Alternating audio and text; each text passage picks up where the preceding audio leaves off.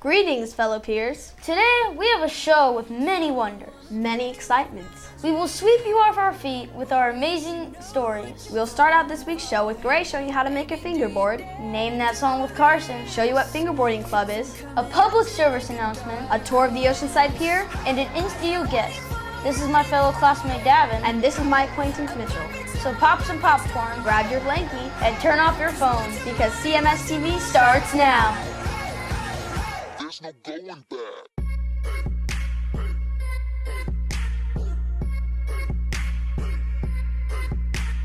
Mark my words, this love will make you levitate like a bird without a cage. Time to earn, if you choose to walk away, don't walk away.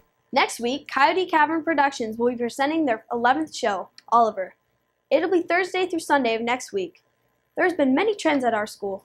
One major trend is fingerboarding. How did this trend get so huge? One reason is that students have been making fingerboards.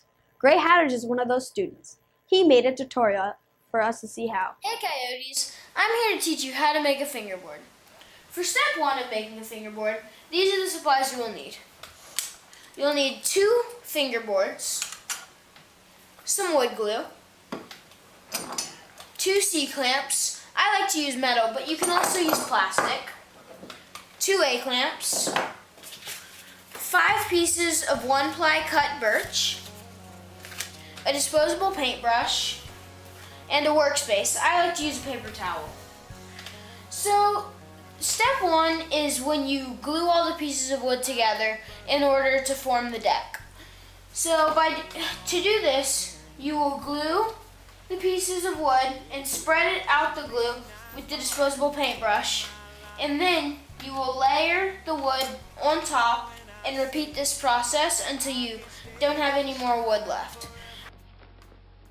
After doing this process, you will need to clamp 2 fingerboards around the wood so that it can take the shape and the kicks will be elevated. If this process doesn't sit for enough time, then the board will end up being misshapen. Hey guys, I'm here to show you step 2 of how to make a fingerboard. So step 2 is the shaping of your deck. The supplies needed to perform this task is an electric sander. You can also use sandpaper, but it's much easier and faster with an electric one. Some big scissors that can cut through anything, your mold with your board inside, a regular pencil, a block of wood. You can use 2x4s, but I prefer this type, and then a C-clamp to hold this wood onto a surface.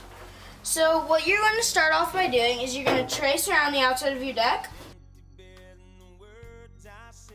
You have to make sure you trace in the holes.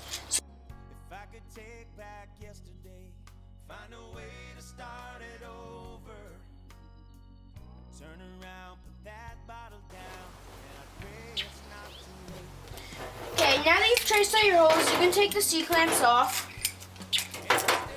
And you need to cut the wood with your cut-through-anything scissors. So this is a very easy process. You just cut it like you were cutting regular paper.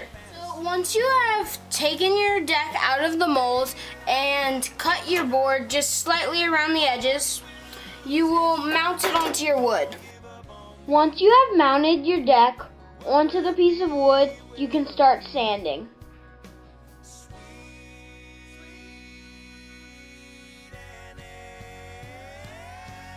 Guys, here's the final deck. Looks pretty good. One of my finest decks I've made. So all you have to do to finish up the board is drill your holes. The holes will be, you need to use a 1/16 drill bit, and then you can just put on your regular fingerboard trucks. Thanks for watching. Now back to the anchors. Wow, I did not know that making fingerboards was so complicated. Thanks for showing us. Remember on Monday how we had that assembly on the Apex Fun Run? If you didn't go, our school is having a fundraiser that will be held through next week. We will be having a jogathon on Wednesday, so be ready. Also be sure to turn in your pledges to raise money for our school. Speaking of school news, we have a new and exciting in-studio guest. Hey Coyotes, I'm here to introduce this week's in-studio guests from drama, Mia, Kayla, and Kelsey. Now Kayla, what are some hard things about drama? It's hard to memorize your lines in such a short amount of time that you get. Yeah, that sounds very difficult. Now Mia, what are some fun things that you guys do in drama? It's fun to do plays and be able to do them with your friends.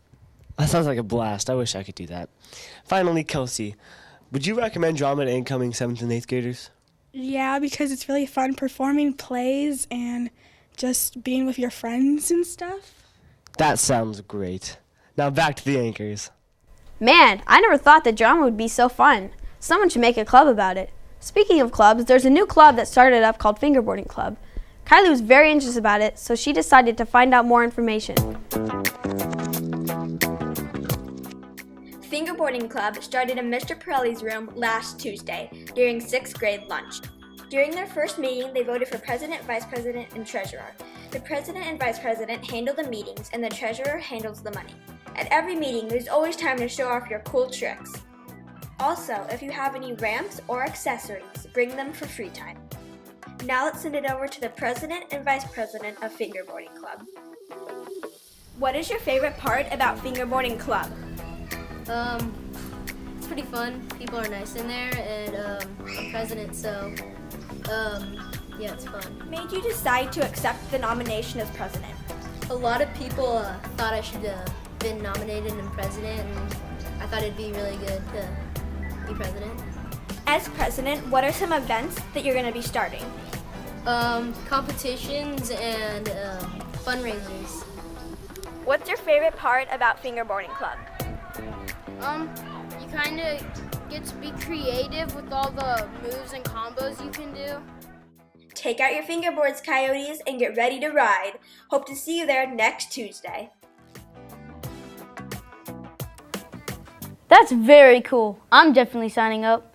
ASB elections are coming quick, so be sure to turn in your packets by Friday if you want to be a candidate. The following Monday is when the candidates are meeting. As well as we all know, ASB is great at making sure the rules are followed at school. But just in case you don't know the rules, Sam has a PSA or public service announcement. Hey Coyotes, have you ever thought about how the little things you do may affect other people? Well, we're here with a public service announcement to inform you about the common problems students face every day. The first common problem students face is bullying. In grades 6 through 10, 30% of students get bullied physically on a regular basis. 77% of students get verbally bullied. Of those 77%, 14% have severe reactions such as depression, anxiety, and sometimes even suicidal thoughts. Hey, wanna be friends? Ew. Oh.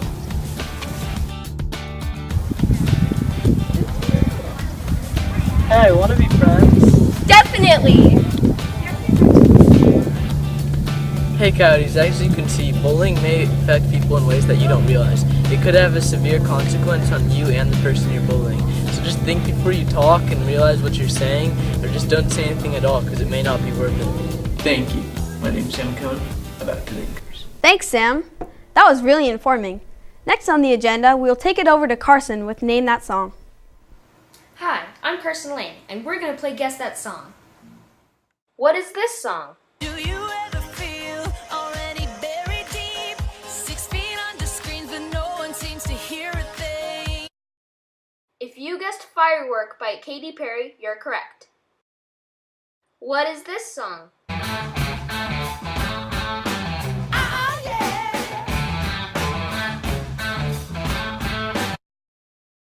If you guessed The Ocean by Led Zeppelin, you're correct. What is this song?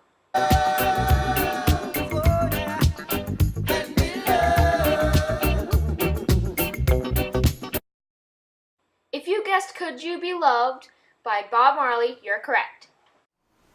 Wow, that was hard. I only got one song. Sage Creek High School Theater program is presenting Stuart Little. You can purchase tickets for $10 at the door. Have you ever been to Oceanside Pier? If you haven't, you should go. Ian will now take us on a tour showing the extravagant details of the pier. 1, 2, 3, 4. Have you heard of the Oceanside Pier? Well, I'm here to give you a tour.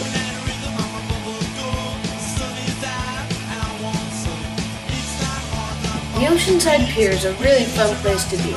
You can fish, boat, surf, and paddleboard.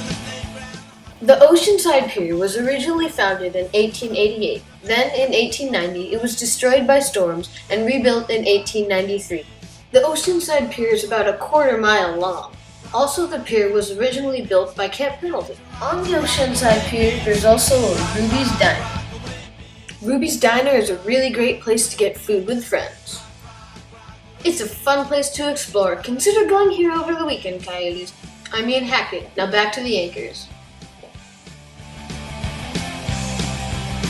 Whoa, that was super intense. Thank you guys, those stories were exceptionally amazing. Sadly though, that's all we have for you this week. See you next time. But first, let me take a selfie.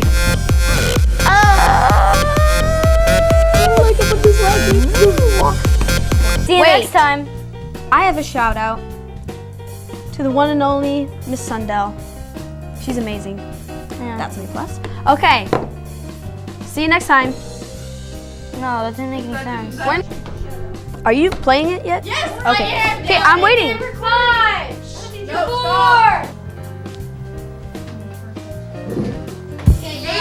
I did that. Did you do that again? I was like, so Mr. Lion, get with it. Wow, Mr. Lion. Okay, starting 5, 4, 3, 2, 1. Next week. Gosh dang it. Quiet. I messed that up. Guest. This is my fellow classmate Davin. And this is my acquaintance. Today, I can't. Stop. Hey, just be quiet. Just everybody be quiet. But first, let me take a selfie.